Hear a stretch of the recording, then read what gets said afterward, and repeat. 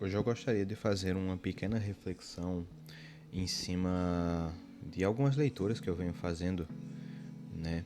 E basicamente em cima da Lei do Eterno Retorno, que eu acabei relembrando ela por conta de um livro que eu tô lendo novamente, de Robert Musil, O Homem Sem Qualidades. É um livro deveras filosófico, não é? Embora que se trate de um romance. Inclusive, é engraçado, né? Porque tem pessoas que acreditam realmente que esse romance de Robert Musil é a maior obra de filosofia do século XX. É interessante, né?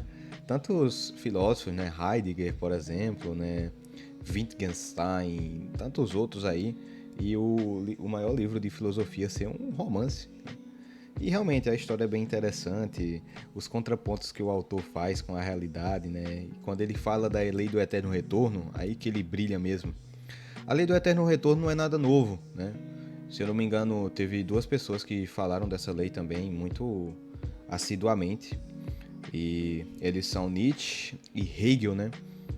A lei do eterno retorno, praticamente, ela fala sobre de que não há nada novo debaixo do sol, né? Se a gente fosse usar as palavras de Salomão. Então, tudo que nós pensamos viver, que parece que é só conosco, tudo que ocorre na política, tudo que ocorre na sociedade, segundo a lei do eterno retorno, ela ocorreu em algum momento da história humana, embora que talvez tenha ocorrido de forma diferente ou com outras nomenclaturas. Por exemplo, esses dias eu estava reestudando a questão da figura monárquica, né, em Roma, né? E os monarcas no tempo de Roma, eles eram eleitos, né? Não eram monarcas hereditários, não. Aí geralmente tinha um monarca que era eleito pelo Senado, né? E o Senado era meio que fiscalizado pela Assembleia dos Cúrias, né? Que, enfim, o Senado e a Assembleia dos Cúrias eram formados por patrícios, né? Homens ricos com grande poder, né? De terra ou coisa parecida, né? Então, assim, vê que interessante. O monarca seria o equivalente ao presidente de hoje. O Senado, estranhamente, seria o equivalente à Câmara dos Deputados. E a Assembleia dos Cúrias, elas seriam o que o Senado é hoje em dia, né? Então, vê só, é só nomenclaturas diferentes, mas a mesma estrutura, né? John Locke também vai falar dessa questão de Roma, né, e estabelecer aquela questão dos três poderes, né, executivo, legislativo e judiciário, que a gente usa até hoje. Mas enfim, voltando para a questão do Eterno Retorno, o que me deixou muito reflexivo mesmo sobre o Eterno Retorno veio de um poema de Fernando Pessoa, chamado Tabacaria, que inclusive eu vou abrir aqui, né? Como é simplesmente uma conversa, né? Tipo, é uma coisa totalmente improvisada isso aqui que eu tô fazendo, né? De gravar esse áudio, etc. Eu vou abrir aqui no computador. Talvez você escute uns cliques de mouse, mas tudo bem, né? Olha, o poema da tabacaria, ele começa da seguinte forma: não sou nada, nunca serei nada. Não posso querer ser nada. A parte disso, tenho em mim todos os sonhos do mundo. Daqui a gente tem toda a questão que vai sondar todo o poema Tabacaria de Fernando Pessoa, né? Que ele faz, claro, na voz de Álvaro de Campos, né? Porque o Fernando Pessoa tinha essa questão interessante dos heterônimos, né? Que é ter várias personalidades dentro de si. Uma maluquice, né? Mas uma maluquice que faz sentido. Então, assim, quando ele começa dizendo que ele não é nada, nunca vai ser nada e não pode querer ser nada, ele tá falando da questão do problema infindável da natureza humana, né? Só tem duas coisas que a gente pode dizer com 100% de certeza quando olha para um ser humano, de forma geral, né? Primeiro, que um dia ele nasceu, né? E que ele vai morrer, né? E que esse ciclo ele é aplicado a todos. Então, você pode ter aspirações, você pode ter sonhos, né? Você pode ter uma família que lhe ama, você pode odiar as pessoas, você pode sentir qualquer tipo de sentimento.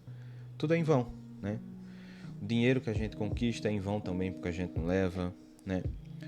E assim, isso tudo, se querendo ou não, ao menos para mim como cristão, vem dessa eterna humilhação que foi imposta a nós, né, seres viventes. né? Nós, como seres viventes, já do nome vivente, não estamos cumprindo a nossa função, que é continuarmos vivos. Isso vem justamente por conta da maldade, né, que é muito bem escancarada em Gênesis, né, toda aquela questão do conhecimento do bem e do mal, que nós acabamos utilizando para as maiores atrocidades possíveis, né? Por exemplo, o século XX aí tá para comprovar, né?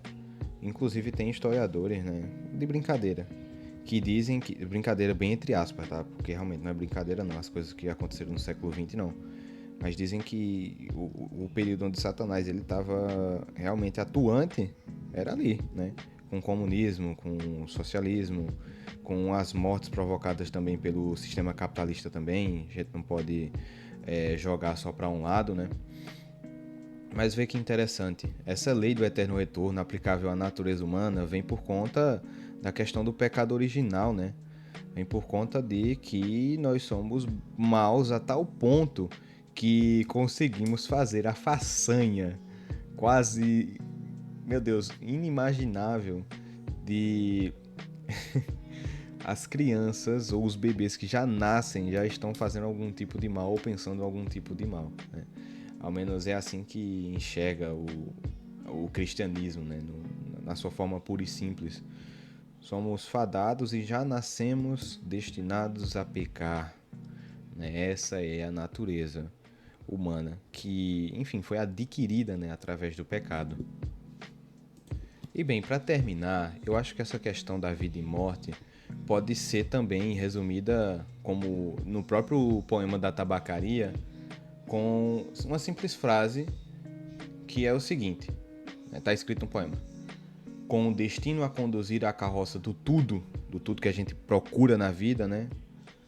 Pela estrada do nada.